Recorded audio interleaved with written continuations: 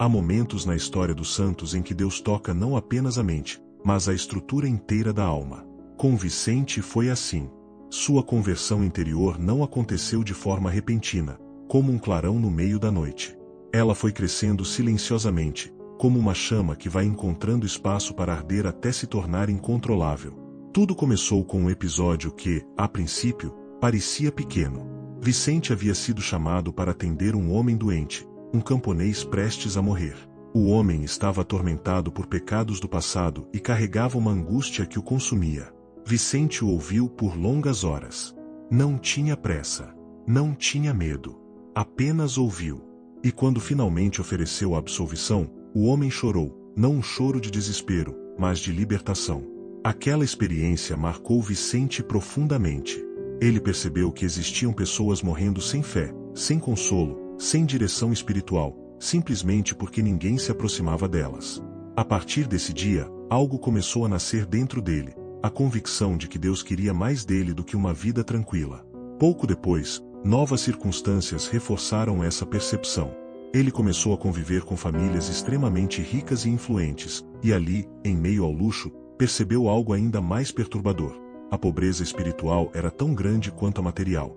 Havia almas perdidas, vazias, machucadas, escondidas sob roupas finas e salões iluminados.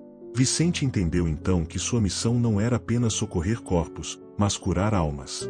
E essa consciência se tornou o ponto de virada de sua vida. Um dos momentos mais emblemáticos dessa fase aconteceu quando uma família o chamou desesperada para visitar uma vila próxima, devastada por fome e doenças.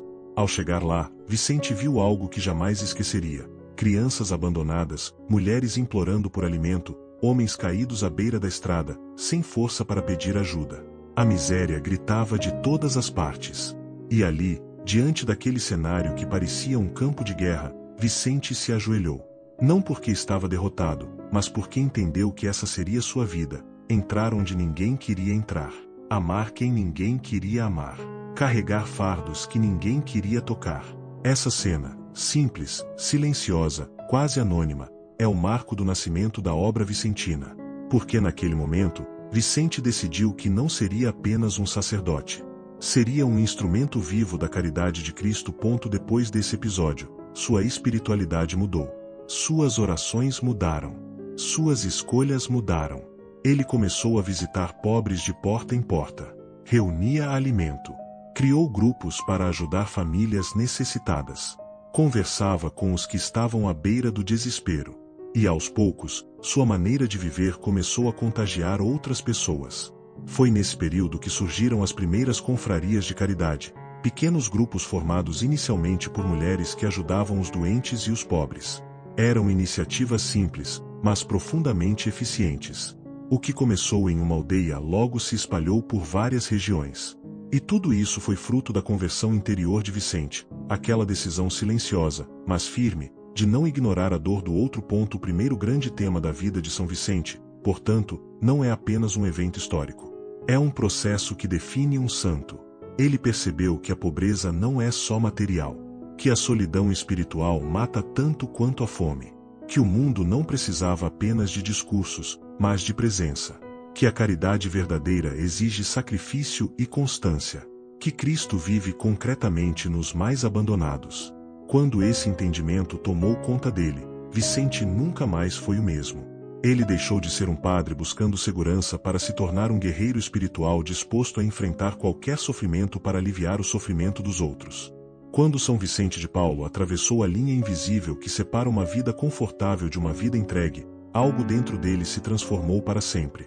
A conversão interior que havia começado silenciosamente agora ganhava forma concreta, exigindo movimento, presença e sacrifício. Era como se Deus tivesse acendido um fogo em seu coração, um fogo que não consumia, mas iluminava, que não destruía, mas reconstruía. E é nesse ponto da história que a vida de Vicente deixa de ser apenas um testemunho pessoal e passa a se tornar um divisor de águas na história da Igreja. Porque a partir do momento em que ele decide ir até os pobres, não para observá-los, mas para carregar suas dores, nasce algo que nem ele, nem ninguém ao seu redor poderia imaginar. Um dos maiores movimentos de caridade que o mundo já viu. Para entender a grandeza desse período da vida de São Vicente, é preciso imaginar o cenário da França do século XVII. O país estava dilacerado por guerras, fomes, epidemias, abandono. Vilas inteiras eram saqueadas. Crianças morriam antes de completar 5 anos. Famílias vagavam pelas estradas sem pão, sem abrigo, sem esperança. A miséria não era um detalhe social, era a realidade dominante. As guerras da época, especialmente a Guerra dos 30 Anos, deixaram um rastro de destruição tão profundo que muitos historiadores afirmam que a França nunca havia experimentado tamanha degradação humana desde a Idade Média. E é exatamente nesse cenário caótico que Vicente decide agir. Enquanto muitos se acomodavam, fugiam, se escondiam ou simplesmente fingiam que não viam, ele escolheu fazer o contrário, entrar no coração da miséria. Mas ele não entraria sozinho. Um dos momentos marcantes dessa fase aconteceu em uma pequena aldeia devastada pela fome. Vicente, acompanhado de alguns amigos, entrou na vila e encontrou pessoas tão fracas que mal conseguiam se levantar para pedir ajuda. Vísceras da pobreza se escancaravam diante dele. Mães com filhos desnutridos nos braços. Idosos tremendo de febre. Jovens com feridas infeccionadas. Famílias inteiras vivendo dentro de ruínas. O cheiro de doença impregnava o ar. O silêncio era cortado apenas por gemidos. Era um ambiente que desafiava até os homens mais fortes. E ainda assim, Vicente não recuou. Ele se aproximou dos que estavam jogados no chão. Tocou suas mãos sujas e frias. Conversou com eles. Escutou suas histórias, suas perdas, seus medos. Em seus olhos cansados, ele viu a própria imagem de Cristo crucificado. Foi ali que ele afirmou uma frase que se tornaria o alicerce da espiritualidade vicentina. Os pobres são nossos mestres. Não era poesia. Era teologia vivida na carne. Para Vicente, os pobres não eram objetos de compaixão, mas ícones vivos da presença de Cristo.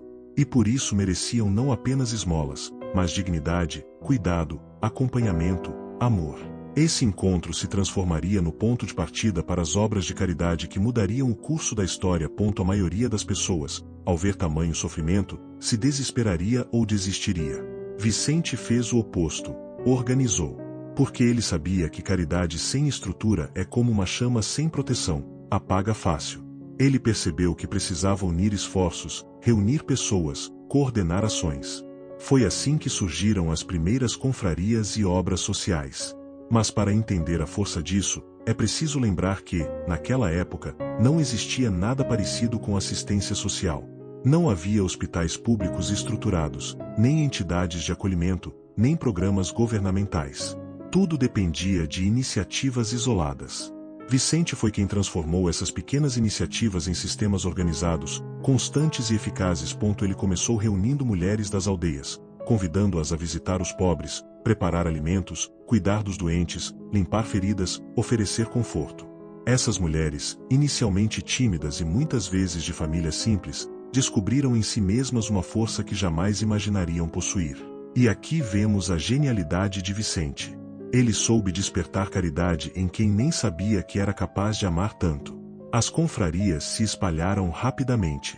Em questão de anos, já existiam dezenas delas atuando em vilas diferentes, sempre com o mesmo propósito: ser o abraço de Deus para os abandonados. Mas a obra estava apenas começando. Durante alguns anos sucessivos, a França foi atingida por uma fome devastadora. Colheitas inteiras foram perdidas. Animais morreram. Os preços triplicaram. Pessoas reviravam lixo, comiam ervas venenosas, sobreviviam como podiam. A situação era tão grave que até as cidades ricas sentiram o impacto. Foi nesse contexto que Vicente fez algo surpreendente. Ele mobilizou as famílias nobres para ajudar os mais pobres. E aqui está uma das maiores curiosidades da vida dele. Vicente não tinha medo de pedir. Ele batia na porta dos ricos com a mesma coragem com que se ajoelhava ao lado dos moribundos. Mas seu método era único. Ele não humilhava nem pressionava ninguém. Ele simplesmente narrava a realidade com tanta verdade, tanta compaixão e tanta firmeza que ninguém conseguia permanecer indiferente. Há relatos históricos de nobres que, após conversar com ele, abriam suas despensas inteiras, entregavam ouro, roupas, alimentos, tudo para que ele distribuísse. Não porque Vicente era carismático, mas porque era verdadeiro. E como ele mesmo dizia, a caridade é contagiante. Basta que uma alma acenda, e logo outras se inflamam. Com o tempo, Vicente organizou algo que muitos consideram a primeira forma de assistência social itinerante da história. Caravanas que saíam de Paris carregadas de comida, roupas, remédios e voluntários, viajando por vilarejos arruinados. Essas caravanas cruzavam florestas perigosas, enfrentavam ladrões, tempestades e estradas destruídas. Mas elas chegavam. E quando chegavam, transformavam tudo ao redor. Homens, mulheres e crianças eram atendidos. Feridas eram limpas. Mortos eram enterrados com dignidade. Famílias eram reerguidas. Pessoas que há dias não comiam voltavam a ter forças. E, como sempre, Vicente estava lá, não como um comandante distante, mas como um pai presente. Carregava sacos de farinha nos ombros. Ajudava a carregar doentes. Distribuía ele mesmo o último pedaço de pão, se fosse preciso. E assim ele ia conquistando corações, não pela força, mas pela humildade. Um dos momentos mais dolorosos e ao mesmo tempo transformadores da missão de Vicente aconteceu quando ele visitou Nantes, uma região devastada pela guerra. Ali, encontrou um grupo de crianças órfãs, subnutridas, muitas delas à beira da morte. A visão o chocou profundamente, a ponto de ficar horas sentado no chão, chorando silenciosamente. As crianças eram tão frágeis que um simples sopro poderia derrubá-las. Algumas não tinham sequer nomes. Outras eram tratadas como animais. Muitas eram escravas de pessoas que as encontravam abandonadas nas ruas. Vicente decidiu, então, que não permitiria que nenhuma daquelas crianças fosse esquecida. Ele reuniu voluntárias, abriu casas de acolhimento, providenciou amas de leite, organizou matrículas, acompanhou cada uma pessoalmente. Esse momento é fundamental para entender o coração dele. Ele não apenas salvou vidas, ele devolveu humanidade a quem o mundo considerava descartável. Vale mencionar algo extraordinário desse período. As obras de caridade de Vicente transformaram também a vida das mulheres de sua época. No século XVII, mulheres raramente tinham destaque social ou religioso. Mas Vicente enxergou algo que poucos percebiam. Deus havia colocado nelas uma capacidade incomparável de compaixão e organização. Ele formou grupos de mulheres simples e mulheres nobres, reunindo-as com a mesma dignidade, ensinando-lhes que servir não era um dever pesado, mas uma vocação sublime. Essas mulheres começaram a visitar casas pobres, hospitais, prisões, aldeias arrasadas. Elas levavam comida, água, remédios, consolo. E muitas delas testemunhariam durante toda a vida que descobriram em si mesmas uma força que jamais imaginariam possuir. O belo é perceber que Vicente não apenas serviu os pobres, ele fez nascer servidores. Poucas pessoas sabem disso, mas um dos trabalhos mais difíceis de Vicente foi a assistência aos presos. As prisões francesas da época eram lugares tão brutais que poucos ousavam entrar. A maioria dos prisioneiros morria antes mesmo do julgamento. A comida era insuficiente. As condições eram desumanas. O cheiro era insuportável. A violência era constante. Mas Vicente ia. E levava consigo aqueles que confiavam em sua missão. Entrava nas celas, falava com assassinos, ladrões, inocentes injustamente condenados, pais de família que haviam caído em desgraça. Ele não perguntava seus crimes. Não investigava suas vidas. Apenas dizia: Deus não desistiu de você. Essa frase, tão simples e tão direta, salvou almas que já estavam mortas por dentro. Com o tempo, as obras de Vicente cresceram tanto que começaram a chamar a atenção não apenas da França, mas de toda a Europa. Bispos, padres, famílias nobres, irmãs religiosas, todos queriam entender o segredo daquele homem que conseguia mobilizar multidões sem levantar a voz. A resposta era uma só: amor verdadeiro. Um amor que não nasce do sentimentalismo, mas da verdade. Que não depende do humor, mas da decisão. Que não teme o sacrifício, mas o abraça. Vicente costumava repetir: a caridade é inventiva até o infinito. E realmente era. Cada vez que um obstáculo surgia, ele encontrava uma solução. Item faltava alimento, organizava coletas, cozinhas comunitárias, doações periódicas. Item faltava estrutura, construía hospitais, abrigos, centros de acolhimento. Item faltavam voluntários, formava grupos, treinava pessoas, inspirava vocações. Item faltava dinheiro, Pedia com firmeza e humildade, sem medo. Item faltava esperança, ele mesmo se tornava esperança. E assim, passo a passo, obra após obra, Vicente transformou aldeias inteiras, cidades inteiras, regiões inteiras. Em determinado momento, durante uma guerra particularmente brutal, Vicente recebeu a notícia de que uma aldeia que ele ajudava havia sido saqueada e destruída. Muitos pobres que ele acompanhava tinham morrido. Outros estavam desaparecidos. Ele poderia ter desistido. Poderia ter dito que era impossível continuar. Mas fez o contrário, viajou até lá imediatamente. Quando chegou, encontrou escombros, corpos, desespero. E o que fez? Sentou-se no chão, reuniu os sobreviventes e começou, junto com eles, a reconstruir tudo do zero. Esse episódio mostra algo essencial sobre Vicente. Ele não era um santo da teoria, era um santo da perseverança. A cada queda, ele se levantava. A cada tragédia, ele recomeçava.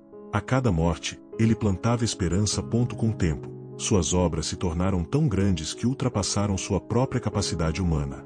Ele não conseguia estar em todos os lugares, mas sua espiritualidade já tinha se espalhado pelos corações daqueles que aprenderam com ele. Esse é o maior milagre de Vicente. Não foram as instituições que ele fundou, mas as almas que ele formou. Pessoas comuns se tornaram missionárias. Mulheres tímidas se tornaram líderes de caridade. Homens sem fé redescobriram Deus. Pobres reencontraram dignidade. Doentes recuperaram esperança.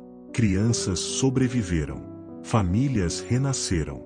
E tudo isso porque um homem, tocado pela graça, decidiu que nenhuma vida é pequena demais para ser amada.